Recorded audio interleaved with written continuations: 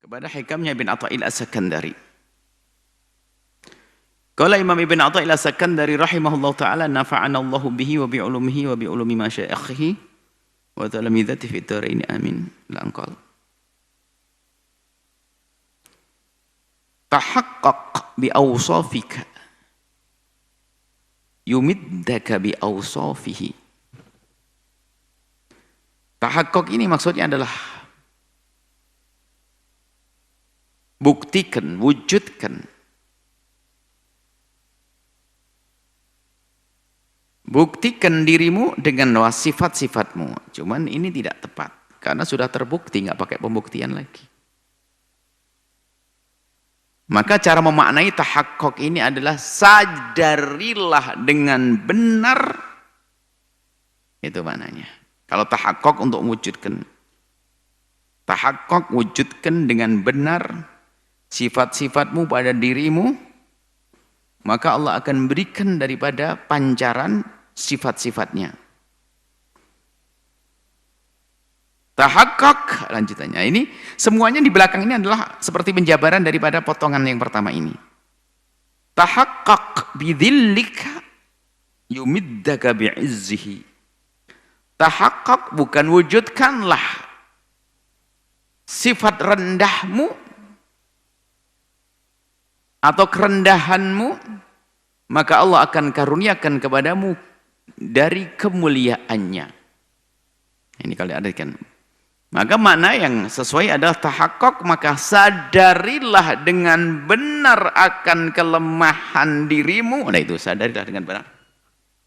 Sadarilah dengan benar akan kelemahan dirimu, kerendahanmu, kehinaanmu.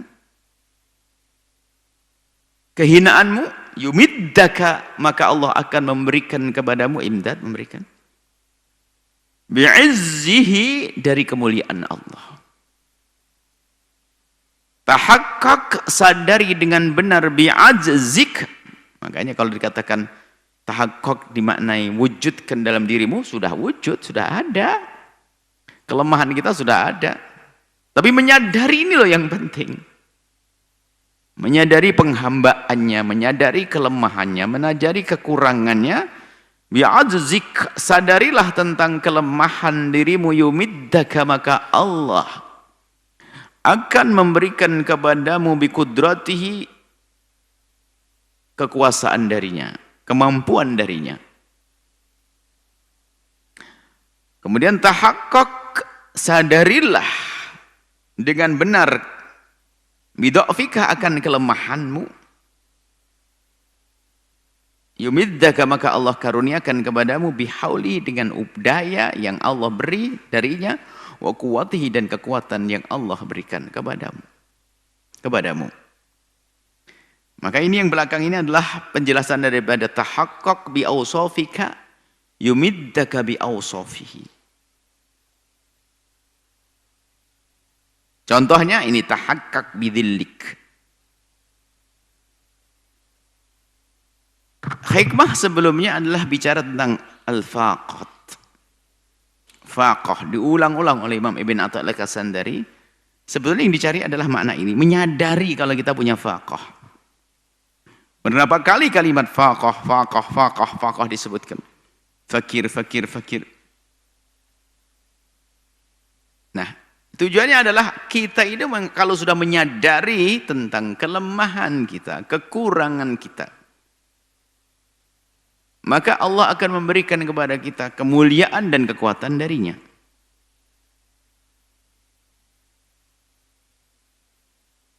Di sini tahaqqaq bidzillik. Sadari tentang kelemahan dirimu, maka Allah akan muliakan kamu. Kalau Nabi menyebutkan man tawadhu'a rafa'ahu Allah. Yang tawadhu, merendah. Tawadhu, menghindari kesombongan, tidak sombong, rafa'ahu Allah, maka Allah akan angkat dia. Rafa'ahu Allah.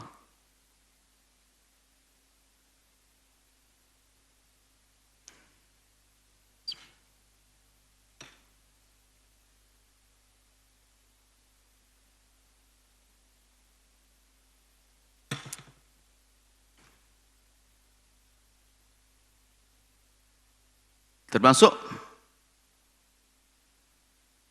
merasalah dirimu sadari tentang kefakiran dan hajatmu kepada Allah, maka Allah akan kayakan dirimu.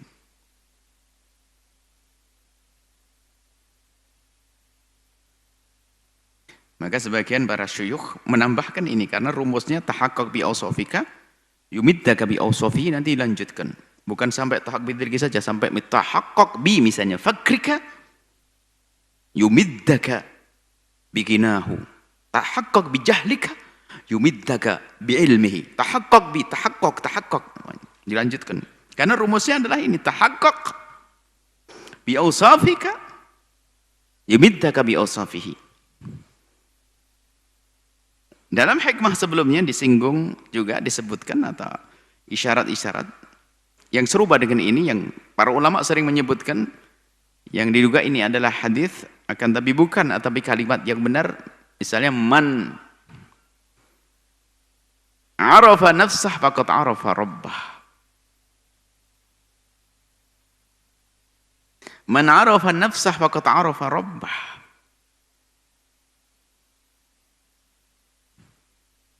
Ini bakar akidah, ngomong man arafa nafsahu faqad arafa rabbah. Dengan kita merenungi diri kita sampai kenal kepada Allah. Tapi ahli tasawuf membalik, man arafa rabbah faqad arafa nafsah. Siapa yang kenal Allah dengan sesungguhnya pasti kenal dirinya yang lemah, dirinya yang fakir, dirinya yang sebagai kekurangan, dirinya yang punya hajat kepada Allah.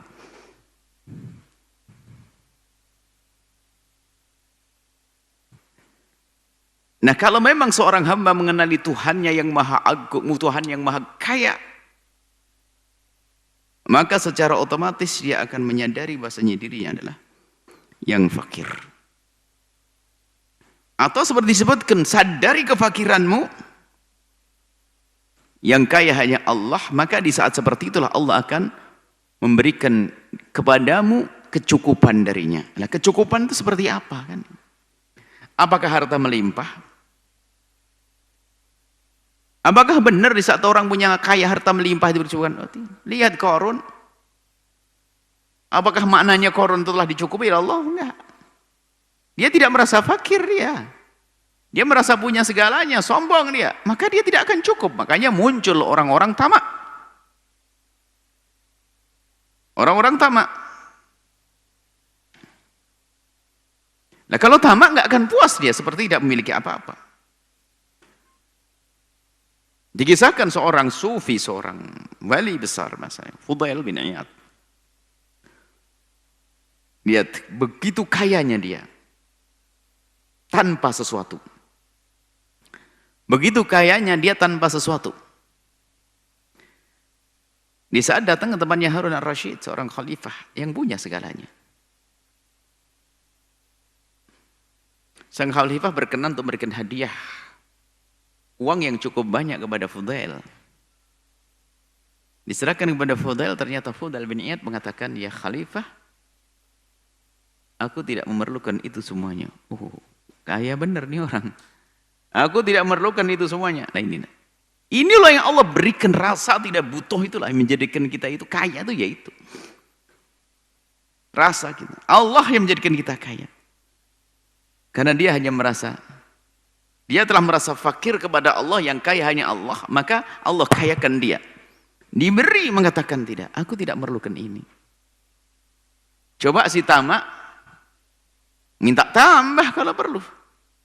Minggu depan datang lagi untuk mendapatkan yang sama. Nah, inilah lihat, ternyata, jadi yang dimaksud Allah mencukupinya, Allah memberinya itu adalah hakikat. Hakikat yang bisa difahami oleh hati, hakikat. Bukan zahir saja, zahir tapi tidak hakikatnya. Dia punya segalanya tapi hatinya nih. Kita kan punya, dalam diri kita tuh ada jasad, ada ruh, ada jasad, ada hati.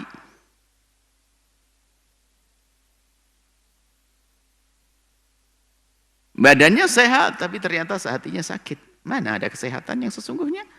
Sementara sakit hati adalah sakit yang luar biasa.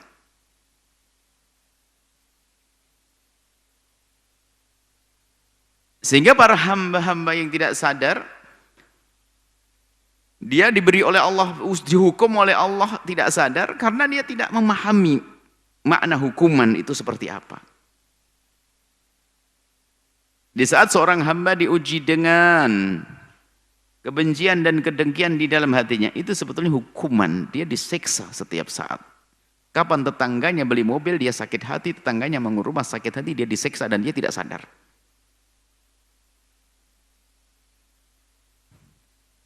Karena dia belum pernah menyadari sifat-sifat dirinya.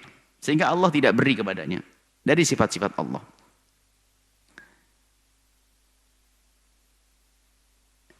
Dia merasa sombong sehingga harus merendahkan orang lain. Dia merasa orang yang harus yang paling gede dia, sehingga yang lain harus kecil, sehingga menghasut kepada yang lainnya. Di saat ada temannya mulai melampaui dia, sudah marah, dia hasut dia. Ya. Dia biarpun punya sesuatu seperti nggak punya sesuatu, sakit. Dia disiksa oleh Allah. Maka dari rentetan hikmah sebelumnya itu, Imam Ibn Attal As-Sakandari mengajari bagaimana kita berbenah. Yuk menjadilah engkau hamba Tuhan, hamba Allah. Merasalah engkau fakir di hadapan Allah, lemah di hadapan Allah. Kalau sudah seorang hamba merasa lemah, rendah, hina di hadapan Allah, maka Allah akan muliakan dia dan beri kecukupan kepadanya. Dengan sesungguhnya,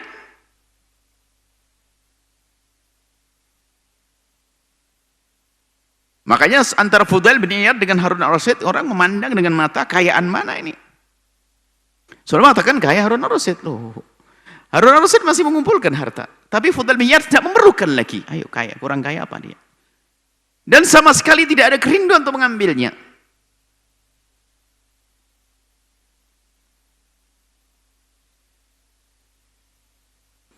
Kekayaanmu yang sesungguhnya adalah di saat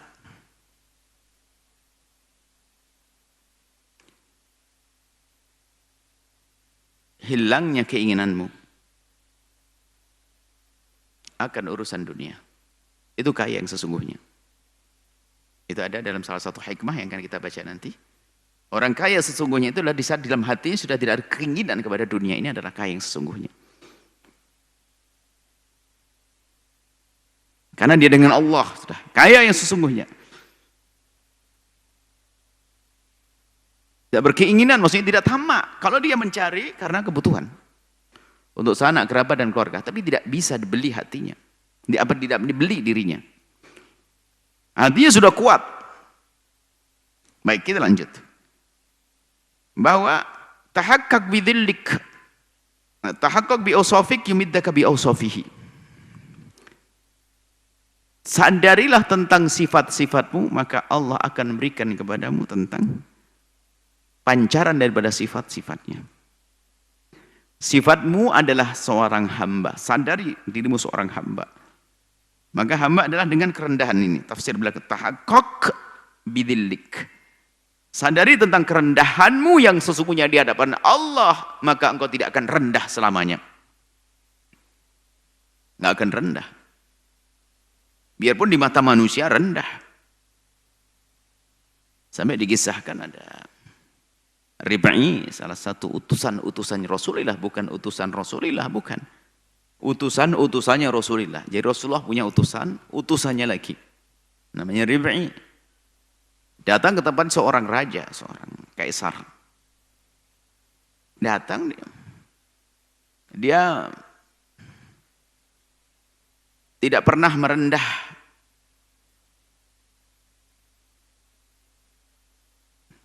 Kecuali kepada Allah. Maka menjadi dia adalah mulia. Jadi di saat datang itu dia tidak pernah merasa takut dan sebagainya. Karena sudah dengan Allah. Dia sudah yuhakkik awsafahu. Kemudian Allah memberikan kepadanya sifat-sifat Allah. Yani perpancaran sifat-sifat Allah. Di saat masuk ke tempatnya raja, kaisar itu dia. Yang lain pada takut ada jalannya kesot pakai lutut dan sebagainya. Dia biasa dengan tongkatnya. Yang dia sendiri adalah sudah umur dan dengan tongkat jalannya pun juga tidak tegap-tegap amat. Kemudian tiba-tiba di saat disetap di pintu gerbang untuk raja, untuk apa saya akan ketemu dengan? Siapa kamu? Aku adalah utusan-utusan Nabi Muhammad. Utusan-utusan Nabi Muhammad. Disampaikan kepada sang kaisar. Sampai di sana suruh masuk dia. Di saat masuk tuh kaisar ini bingung lihat orang. Yang lain pada jalan kesot, jalan dengan lutut, dengan kesot lah.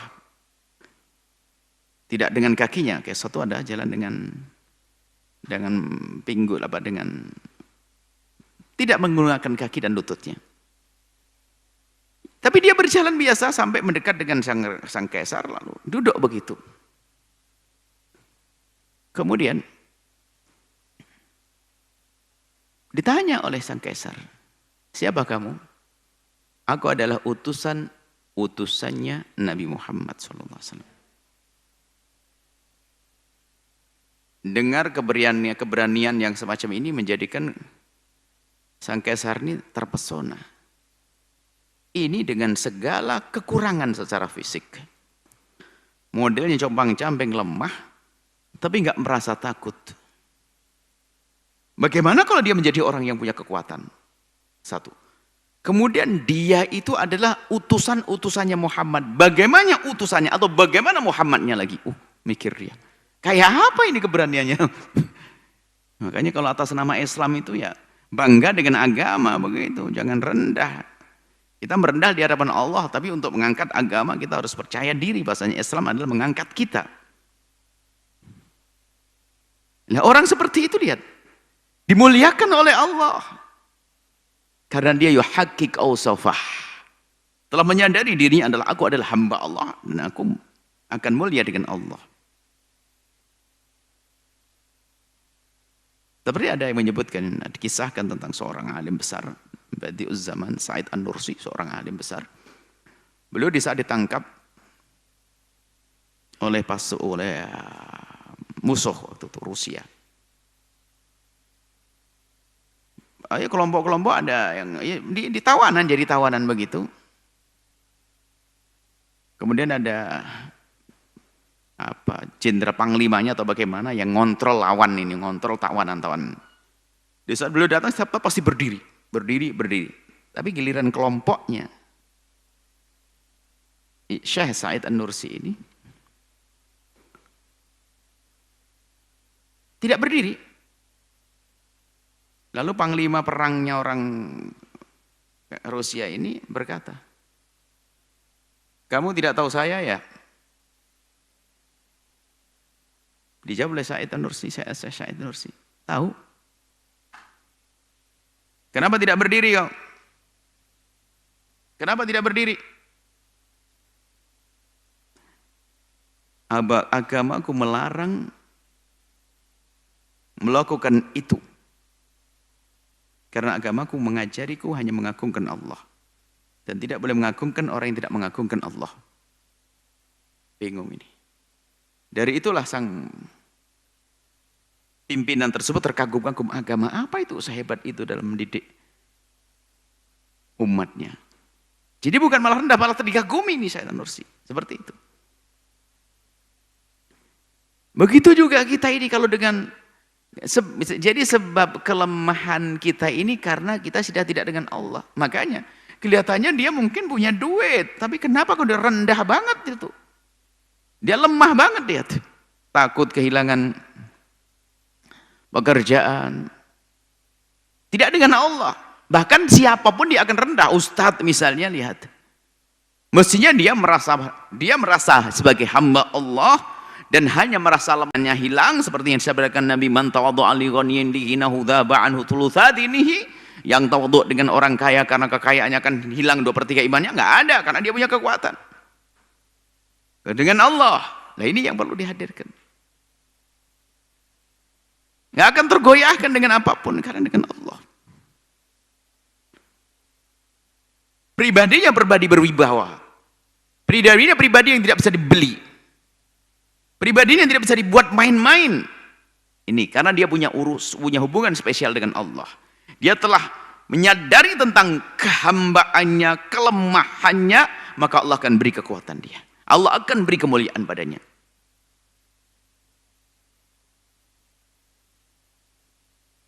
Nah, di saat seorang hamba menyadari dirinya seorang hamba yang dengan segala kekurangan dan kelemahannya di hadapan Allah, maka menjadikan dia, lihat, serius dia menghambakan diri kepada Allah, maka dia layak diberi pertolongan oleh Allah Subhanahu wa taala.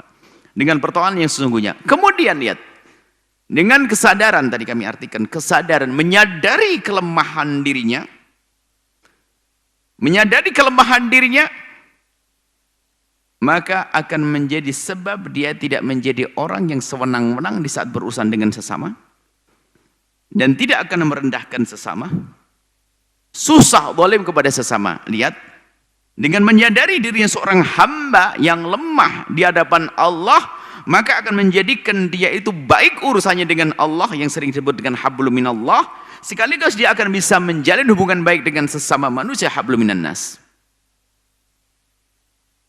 Sehingga di saat dia berurusan dengan manusia, A, B, C, tetangganya di siapapun, dia dengan Allah. Saya tidak berurusan dengan manusia sebagai manusia, tidak. Maka akan muncul kesabaran di saat dia diolok, dicaci. Aku diolok, dicaci. Ah, memang aku seperti itu. Aku dan subhanallah. Aku tidak akan membalas karena dia hamba Allah, umat Nabi Muhammad. Yang langsung begitu mudahnya dia menata hatinya, menghilangkan kekesalan di dalam hatinya. Makanya inilah kalau orang punya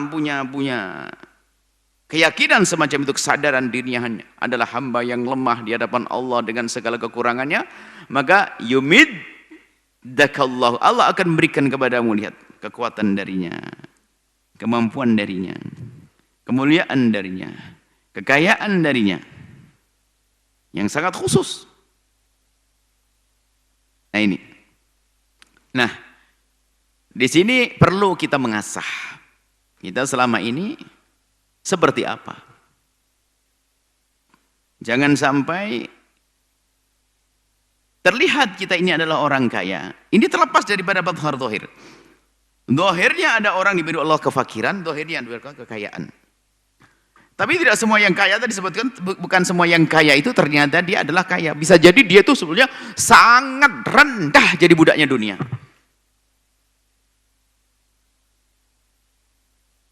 Sampai dia tidak sholat, tidak ini dan sebagainya, mencari dunia. Dan dia kaya. Sehingga kekayaan yang ia milikinya pun tidak menjadikan dia menjadi semakin sadar kalau dia seorang hamba. Karena diberi kesombongan. Maka dia menjadi sombong karena karunia. Maka tadi sebab kesombongan, terlena, tidak bisa melihat keagungan Allah atau tertutup daripada kelemahan dirinya, seorang hamba tidak bisa melihat keagungan Allah atau tidak bisa menyadari kelemahannya karena satu, karunia Allah.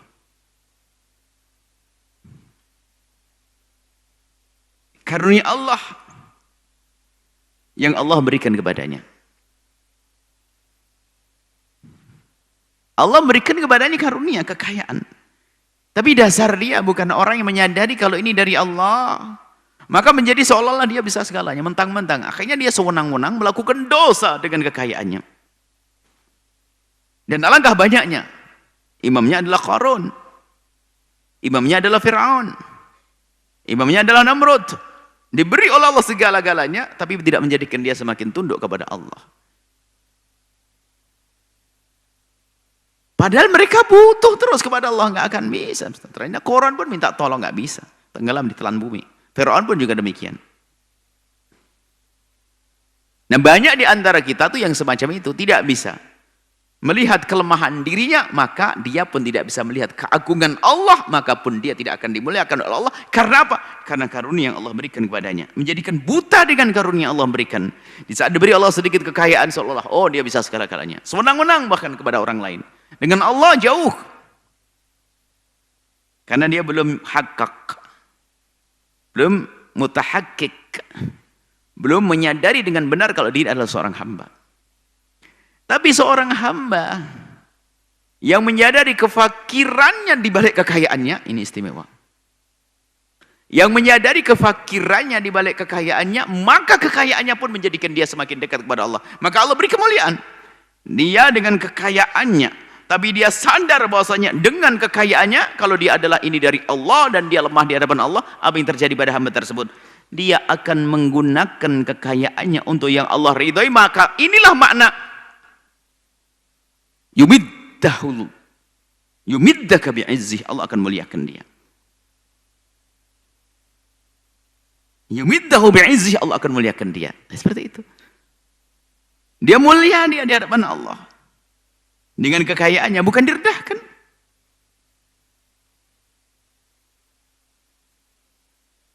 Dan begitu juga, ini yang diberi ya, yang mendapatkan ini. Karena kadang yang terlena adalah di sini. Kemarin disebutkan kalau orang dengan fakoh sakit mudah mengatakan Allah, Allah, Allah mudah ingat. Tapi di saat diuji Allah dengan harta yang melimpah, dengan serba kecukupan, maka itu adalah sering menjadikan dia lupa kepada Allah SWT. Menjadi hijab nikmat itu. Hijab antara dia dengan Allah Subhanahu wa taala. Tahaqqaq min dha'fik, maka sadari tentang kelemahanmu. Allah, lemah. Kalau kita menyadari kelemahan kita, bukan menyadari kelemahan di saat kita faqih, ini sudah naik pangkat lagi. Menyadari kelemahan kita di saat kita faqih, lemah, sederhana, gampang. Tapi menyadari kelemahan kita, ini adalah seolah-olah hikmah ini diarahkan kepada orang yang selama ini diberi Allah kekuatan. Dia mungkin seorang raja, dia seorang presiden, dia seorang kaya raya, dia seorang jagoan, dia seorang...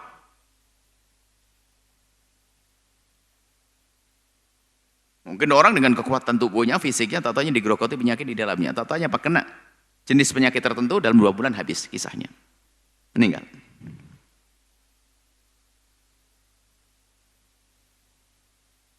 Ada orang yang diberi oleh Allah kelebihan, tapi dia menyadari bahwasanya, karena termasuk dia mutahakkik, yang bisa menyadari dengan benar kalau dia adalah hamba Allah, maka dia akan selalu mengatakan, ya Allah puji syukurmu, kekayaan yang kau berikan kepadamu ini darimu ya Allah. Aku tidak akan bisa mendapatkan ini semua kecuali darimu ya Allah. Aku kerja keras ya Allah, kerja keras karena engkau mudahkan aku bekerja. Kau berikan kepadaku ide-ide, kau berikan kepadaku kekuatan, kau berikan. Dia menyadari. Nah, kalau orang semacam ini lihat, dia akan mulia di hadapan Allah. Jadi penekanannya adalah menyadari kelemahannya di balik zahir kekuatan, menyadari kefakirannya di balik zahir kekayaan, menyadari kelemahannya di balik zahir kemampuan. Ini amat penting. Ya inilah yang dimaksud, intinya di situ. Kalau orang kena fakoh, kena kekurangan, begitu mudahnya. Ya ini, jangan sampai kita terlena. Dengan kecerdasannya dia sudah jarang dengan Allah. Dengan kekayaannya semakin jauh dari Allah. Maka karena dia tidak mutahakkik bi awsafihi, maka Allah tidak berikan kepadanya kemuliaan, dia akan berikan kejayaan, tidak berikan segala kekuatan yang sesungguhnya. Sehingga apa? Dengan kekayaannya tidak menjadikan dia beribadah dengan baik, bahkan tidak menjadikan dia mampu mendidik istrinya. Bahkan menjadikan dia tidak mampu, yang katanya kuat, mendidik anak-anaknya. Kenapa? Terlena dengan kekayaannya. Semuanya terlena dengan kekayaannya. Mana kekuatan padanya? Nggak ada, karena dia tidak bergantung kepada Allah. Dia tidak merasa lemah di hadapan Allah, maka Allah dia berikan kekuatan. Zahirnya dia bisa mempunyai segala-galanya, tapi hakikatnya dia sangat lemah. Begitu sebaliknya tadi seperti kisah Qadiyat. Biarpun dia seolah-olah tidak punya, dia tidak punya apa-apa, tapi dia tidak pernah perlu apa-apa, sehingga kaya, kekayaannya pada hatinya. Enggak tergiur dengan harta melimpah, tidak giur dengan hadiah, tidak giur dengan kekayaan, emas permata, tidak pernah tergiur. Nah, ini kaya yang sesungguhnya. Sehingga dalam satu oase kami sampaikan bahwasanya yang namanya kerakusan adalah kefakiran yang tersembunyi di dalam diri. Rakus. Munculnya rakus dari mana? Ini tadi hikmah. Orang rakus. Rakus itu sebenarnya kan lemah, seperti tidak punya apa-apa. Lalu kenapa dia kok seperti orang tidak punya apa? Rakus, padahal dikasih satu lembah emas dia merasa tidak menerima. Lihat lemahnya dia, begitu bodohnya juga. Dia punya pabrik 16. Jangan pabrik, kaya raya dia. Tak tahunya, tidak tahu karena apa. 10 pabrik kebakar, hangus, mati, hancur semuanya. 10 pabrik. Masuk rumah sakit dia. Padahal masih punya 6 pabrik. Nah, ya begitulah kadang-kadang. Kehilangan kekayaan, dia merasa kecil, kecewa dengan yang hilang, padahal yang masih ada banyak. Nah, karena kebodohan dia. Dan ini ada orang-orang bangkrut langsung masuk rumah sakit, jantungan dan sebagainya. Kenapa? Rugi berapa puluh miliar. Padahal dia masih punya sisa-sisa miliaran juga. Nah, kayak begini ini mana kaya? Nggak kaya dia, disiksa dia. Tapi sebaliknya qadhiyah dikasih duit, enggak.